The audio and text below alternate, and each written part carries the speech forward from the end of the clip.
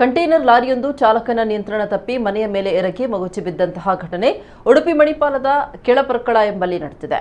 ಪರ್ಕಳದಿಂದ ಗೋವಾ ಕಡೆಗೆ ರದ್ದಿ ಪೇಪರ್ ತುಂಬಿಕೊಂಡು ಹೊರಟ ಲಾರಿಯು ಕಾಂಕ್ರೀಟ್ ರಸ್ತೆ ಮುಗಿದ ಬಳಿಕ ಇಳಿಜಾರು ಪ್ರದೇಶದಲ್ಲಿ ಇರುವ ಡಾಮರು ರಸ್ತೆಗೆ ತಿರುಗುವಾಗ ನಿಯಂತ್ರಣ ತಪ್ಪಿ ರಸ್ತೆ ಪಕ್ಕದಲ್ಲಿರುವ ಶೆಣೈ ಕಾಂಪೌಂಡ್ನ ಮನೆಯ ಮೇಲೆ ಮಗುಚಿ ಬಿದ್ದಿದೆ.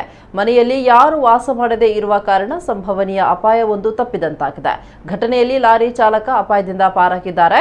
ಇಲ್ಲಿನ ರಸ್ತೆಗಳ ಅಪೂರ್ಣ ಕಾಮಗಾರಿಯ ಕಾರಣದಿಂದ ಕಳೆದ 2 ತಿಂಗಳಿನಿಂದ ಅಪಘಾತಗಳು ಸಂಭವಿಸ್ತಾ ಇದೆ ಅಂತ ತಿಳಿದು ಬಂದಿದೆ.